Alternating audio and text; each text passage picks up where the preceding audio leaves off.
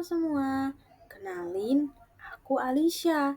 Hari ini aku bakal nemenin kalian buat belajar bareng tentang usaha dan energi. Yuk kita mulai.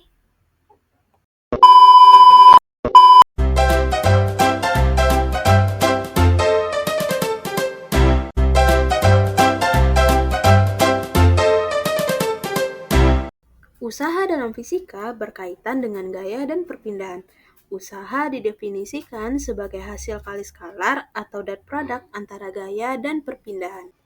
Untuk mencari usaha, kita bisa menggunakan rumus F dikali S dikali cos theta, yang artinya kita mengalihkan gaya atau F yang diterapkan pada benda dengan perpindahan atau S benda tersebut, lalu dikalikan lagi dengan nilai kosinus sudut antara arah gaya dan arah perpindahan, di mana hasilnya adalah usaha atau W dalam satuan joule. Jika gaya yang diberikan membentuk sudut terhadap perpindahan, maka rumus yang kita gunakan yaitu W sama dengan F dikali S dikali cos theta, di mana W itu adalah usaha dengan satuan joule, F itu adalah gaya dengan satuan newton, S itu perpindahan dengan satuan meter, dan theta yaitu sudut yang dibentuk.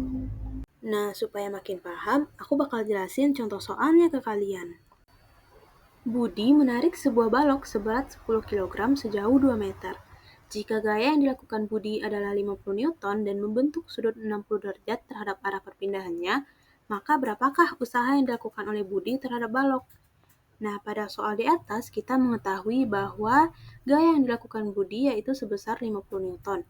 Kemudian, perpindahannya atau S yaitu sejauh 2 meter dan sudut yang terbentuk yaitu 60 derajat.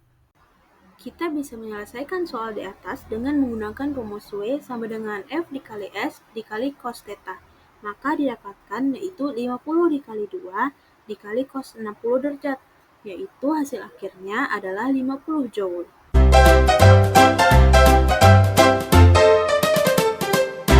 Materi yang kedua yaitu mengenai energi.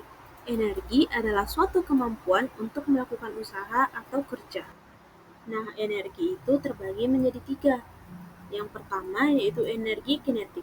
Energi kinetik adalah energi yang dimiliki oleh suatu benda karena geraknya atau kecepatannya.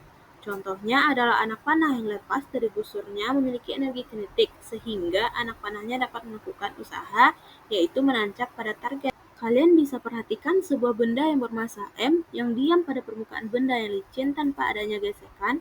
Ketika benda tersebut diberi gaya sebesar F selama menempuh jarak sejauh S, benda akan bergerak dengan percepatan tetap sampai muncul kecepatan akhir atau V2.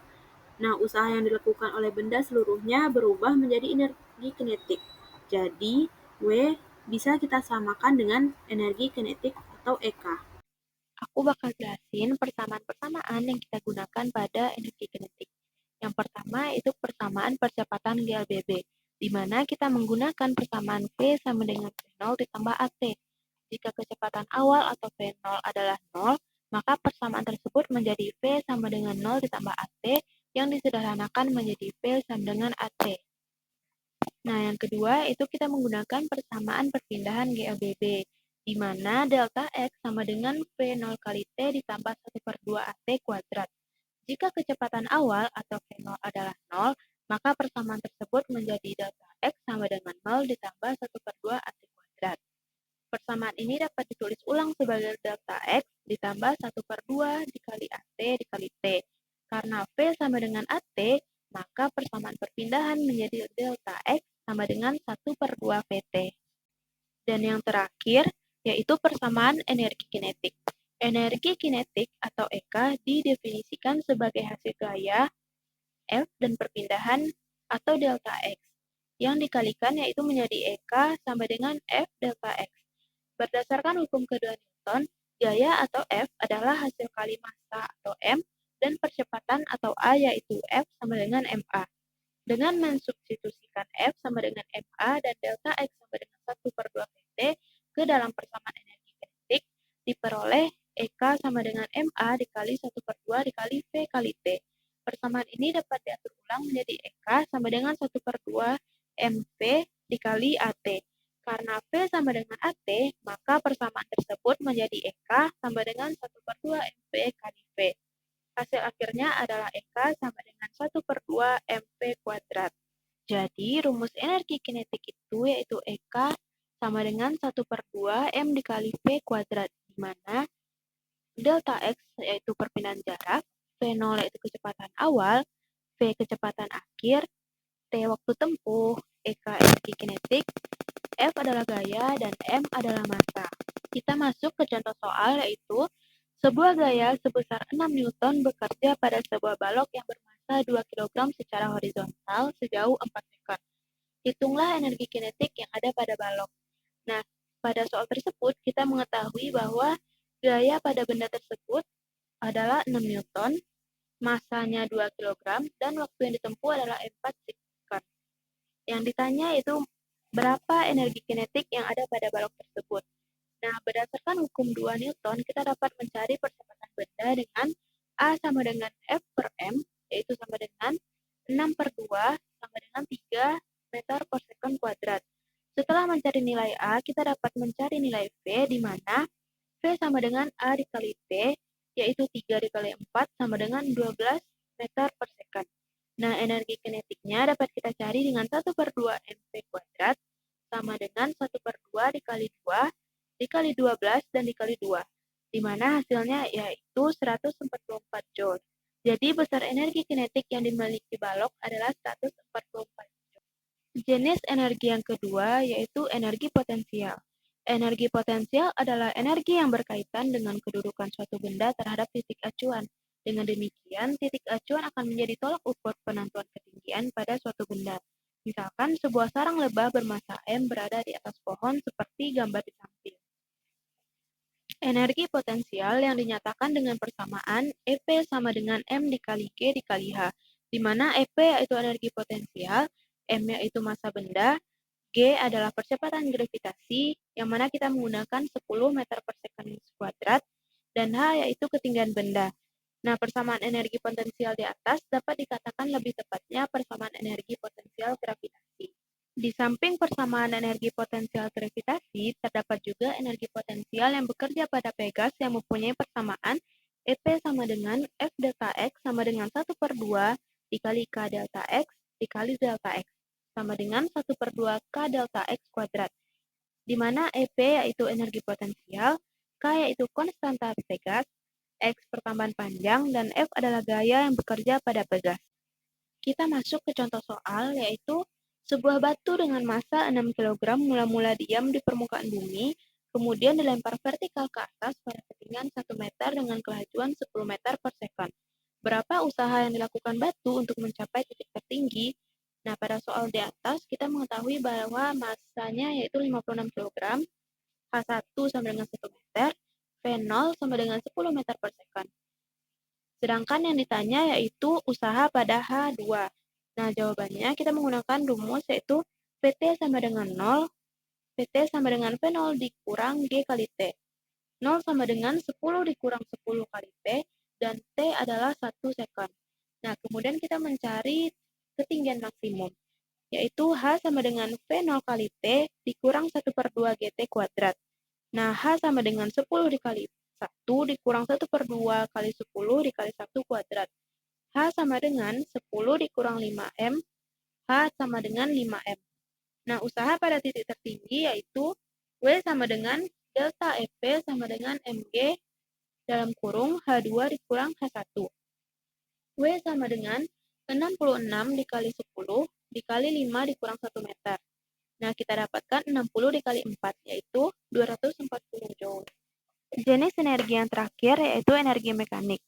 Energi mekanik adalah energi total yang dimiliki benda, sehingga energi mekanik dirumuskan dengan EM sama dengan EP ditambah EK, di mana EM yaitu energi mekanik, EK energi kinetik, dan EP adalah energi potensial.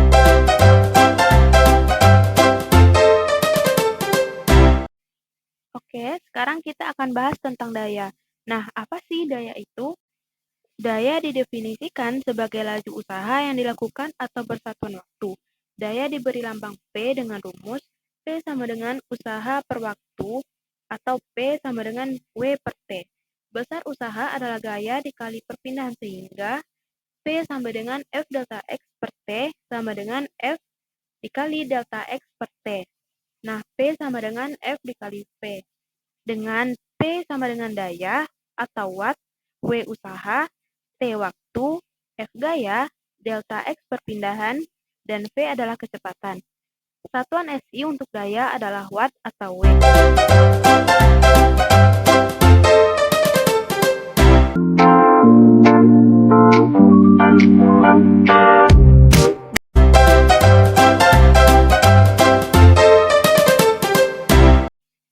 Di sekitar suatu benda bermassa M terdapat medan gravitasi.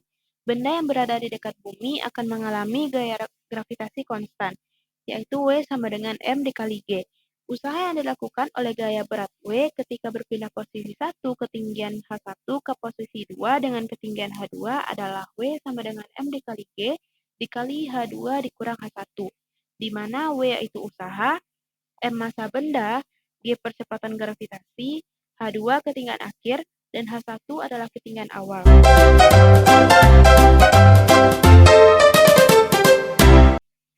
Nah, contoh soalnya yaitu sebuah benda jatuh dari ketinggian 6 meter, kemudian melewati bidang lengkung seperempat lingkaran licin dengan jari-jari 3 meter. Tentukan kecepatan saat lepas dari bidang lengkung tersebut. Dari soal di atas diketahui R sama dengan 3 meter, H1 sama dengan 6 ditambah 3 sama dengan 9 meter, V1 sama dengan 0 meter per second, G sama dengan 10 meter per second kuadrat, dan H1 adalah 0. Bila bidang licin, maka sama saja dengan gerak jatuh bebas buah kelapa, lintasan dari gerak benda tidak perlu diperhatikan, sehingga diperoleh M dikali G dikali H1 ditambah 1 per 2 dikali M V1 per 2 sama dengan M dikali G dikali H2 ditambah 1 per 2 dikali M dikali V2 kuadrat. G dikali H1 ditambah 1 per 2 dikali V1 kuadrat sama dengan G dikali H2 ditambah setengah dikali V2 kuadrat. 10 dikali 6 ditambah 1 per 2 dikali 0 sama dengan 10 dikali 0 ditambah 1 per 2 dikali V2. 90 ditambah 0 sama dengan 0 ditambah 1 per 2 V2 kuadrat. 180 sama dengan V2 kuadrat. V2 sama dengan akar 180, di mana kita dapatkan V2-nya yaitu 13,41 meter per second.